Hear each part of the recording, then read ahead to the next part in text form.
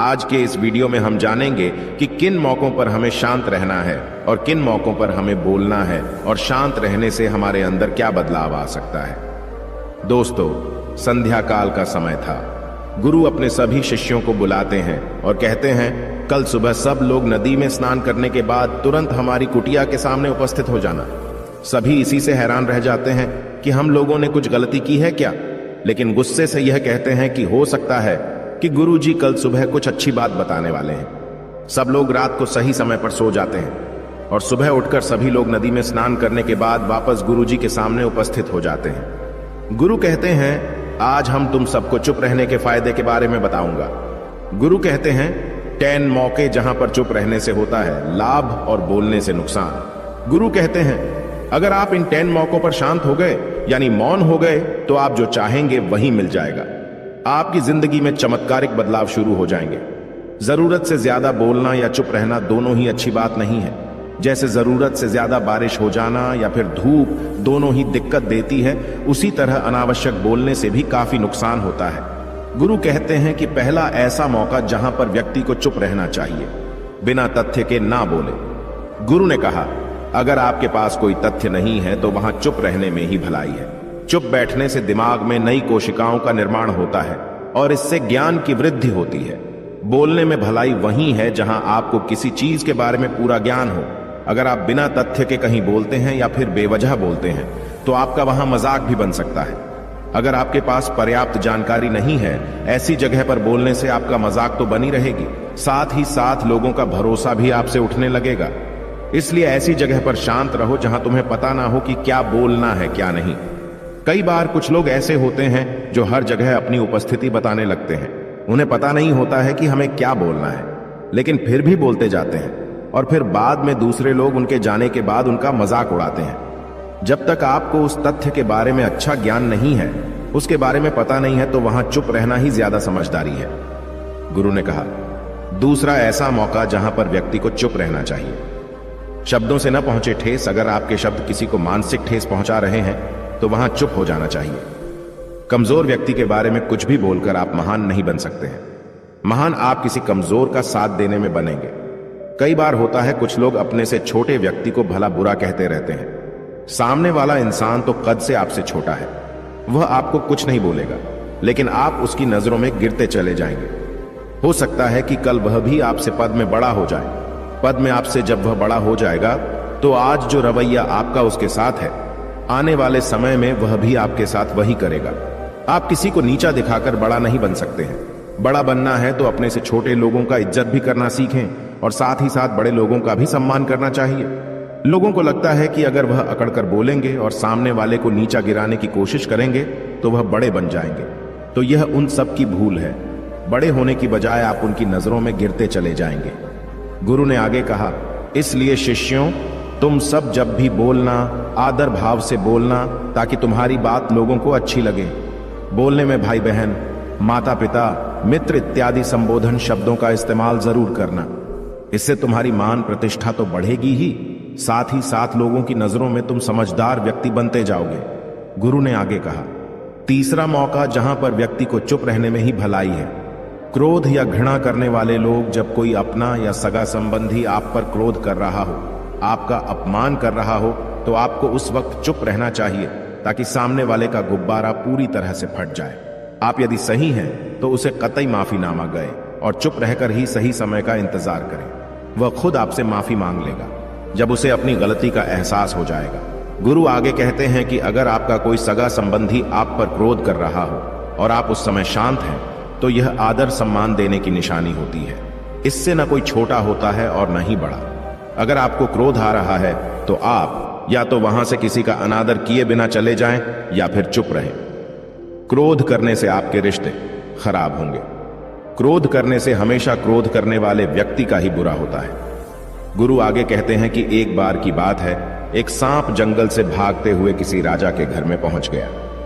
लोगों ने छेड़खानी की तो वह बहुत ही गुस्सा हो गया, जिससे घर में जो तलवार पड़ी हुई थी उसी को लपेटकर कसने लगा और धीरे धीरे उसका पूरा शरीर कट गया।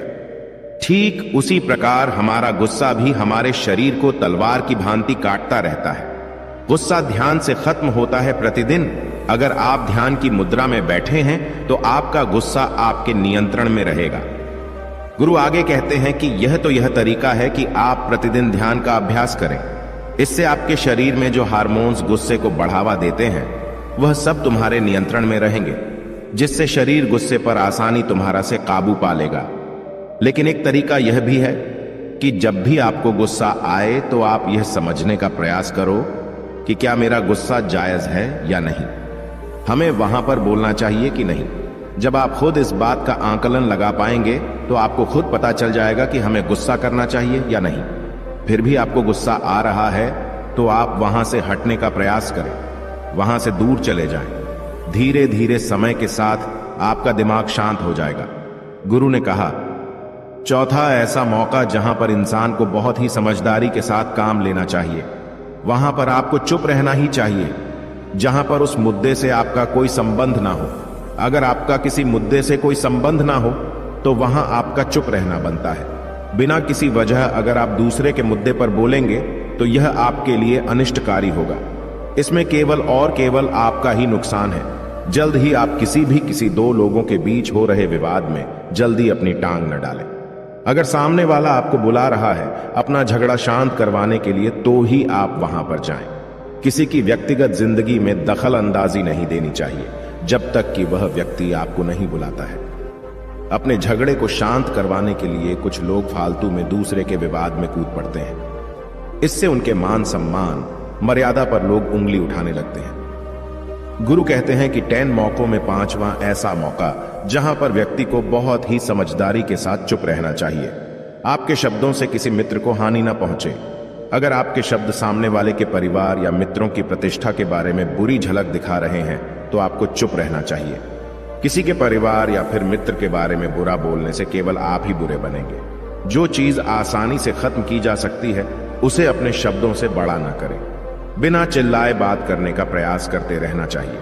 अगर आप बिना चिल्लाए कोई बात नहीं कह सकते तो आपका चुप रहने में ही भलाई है। किसी पर चिल्लाने से आपके व्यवहार के बारे में पता चलता है।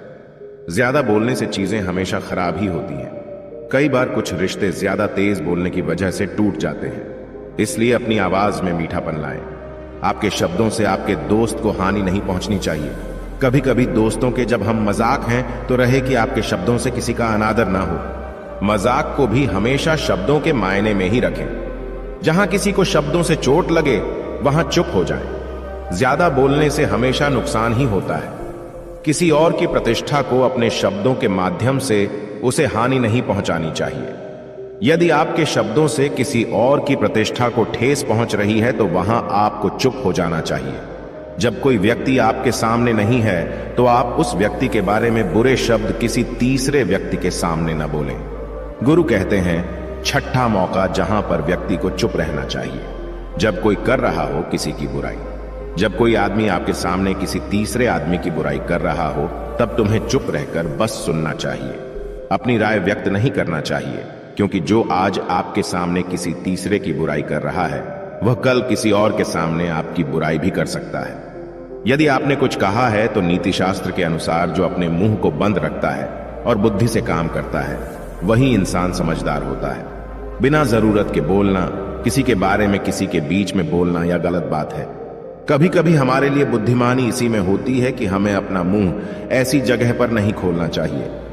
गुरु आगे कहते हैं कि 10 मौकों में 7वां ऐसा मौका जहां पर व्यक्ति को चुप रहना चाहिए, जब कोई नहीं समझे आपकी भावना। यदि आपको लग रहा है कि कोई व्यक्ति आपकी भावना, दुख या परेशानी को शब्दों में नहीं समझ रहा है, यदि आपको लग रहा है कि सामने वाला व्यक्ति आपकी भावना या दुख को या आपकी जो परेशानी है उसको वह समझ नहीं पा रहा है या समझने का प्रयास ही नहीं कर रहा है या वह आपको ध्यान से सुन ही नहीं पा रहा है, तो ऐसे व्यक्ति के सामने आप चुप ही रहें, क्योंकि ऐसे लोगों को आपकी भावना या दुख से कोई मतलब नहीं होता है। ऐसे लोगों को अपना राज बताकर आप पछताएंगे ही बाद में। इसलिए हर किसी को अपने मन की बात नहीं बतानी चाहिए। अगर आपको लग रहा है कि सामने वाला आपकी बात को नहीं समझ पा रहा है, आपकी भावनाओं को नहीं समझ पा रहा है, तो वहां पर आपको नहीं बोलना चाहिए, क्योंकि आज में आपका मजाक ही बन जाएगा जब आपको लगने लगे कि सामने वाला आपकी भावनाओं को ठीक तरीके से समझ रहा है, आप जो कह रहे हैं वह ठीक से सुन रहा है, तभी आप उसे अपनी बात कहें। गुरु कहते हैं कि 8वां मौका जहां पर आपको चुप रहना चाहिए, जब कोई इंसान अपना दुख व्यक्त करे। यदि कोई इंसान अपने दुख या परेशानी को आपको बता रहा है तो इसका मतलब यह है कि वह आपको अपना समझ रहा है। ऐसे में तुरंत ही उसे समाधान बताने के बजाय चुप रहकर उसके दुख या समस्या को सुने। उसके दुख या समस्या को किसी और को न बताएं। वह इसलिए नहीं बता रहा है कि उसकी समस्याओं का समाधान कर देंगे, बल्कि वह इसलिए भी बता रहा है कि सामने वाला उसकी बात को समझ रहा है। कई बार बताने से दुख कम हो जाते हैं। आपको अपना दुख इसलिए बता रहा होगा कि उसे लग रहा है कि आप उसकी बात को समझ रहे हैं। दुख बांटने से कम हो जाता है। इसलिए जब कोई व्यक्ति अपना दुख आपसे व्यक्त करे तो आप चुप मारकर उसकी बात को बहुत ही ध्यान से सुने, ताकि उसके दुख कम हो जाएं। उसके मन का बोझ हल्का हो जाए, क्योंकि उसके मन में जो भी बातें थीं वह आपको सब बता दिया। गुरु आगे कहते हैं कि 10 जगहों में 9 ही ऐसी जगह जहां पर आपको चुप रहना चाहिए। जहां पर दुष्ट प्रकृति के लोग रह रहे हों और गाली गलौज कर रहे हों तो आप वहां पर मत जाइए। ऐसी जगहों से आप चुपचाप निकल जाएं, अर्थात अपनी प्रतिक्रिया दिए बिना आप वहां से चले जाएं, क्योंकि जिसकी जुबान खराब होती है, जो दुष्ट प्रकृति के लोग होते हैं, उनको आप ऐसे समय में नहीं समझा सकते हैं। जब उनका दिमाग पूरी तरह से शांत हो जाए तभी वह आपकी बात सुनेंगे। इसलिए जहां पर दुष्ट प्रकृति के लोगों आपकी बात को न मानते हों और न ही सुनते हों तो आपको वहां पर नहीं बोलना चाहिए। गुरु कहते हैं कि 10 माह ऐसा मौका जहां पर आपको शांत हो जाना चाहिए। अपनी सफलता का राज हर किसी को न बताएं। कई बार होता है कि कुछ लोग जो सफलता को बहुत ही जल्दी अर्जित कर लेते हैं, वे हर जगह अपनी सफलता का ढिंढोरा पीटने लगते हैं। ऐसे में क्या होता है कि कई लोग आपकी सफलता से खुश नहीं होते हैं। अगर आप अपनी सफलता का जबरदस्ती लोगों में ढिंढोरा पिटवा रहे हैं तो लोगों की नकारात्मक ऊर्जा आपको प्रभावित कर सकती है। जब आप सफल होंगे तो सबको पता चल जाएगा कि आप सफल हो गए हैं। ढिंढोरा पीटने से नुकसान आपका ही होगा। इतना कहकर गुरु ने कहा, शिष्यों, आज के लिए बस इतना ही। अगर तुम सब मेरी इन 10 बातों को अपने जीवन में अपना लेते हो तो तुम सब काफी हद तक परेशानियों से बचे रहोगे। यहां से जाने के बाद मेरी यह बातें आपके जीवन किसी वरदान से कम साबित नहीं होंगी। दोस्तों, मुझे उम्मीद है इस वीडियो से आपको बहुत कुछ सीखने को मिला होगा। अगर आप नए हो तो हमसे जुड़ने के लिए इस चैनल को सब्सक्राइब करना मत भूलिएगा।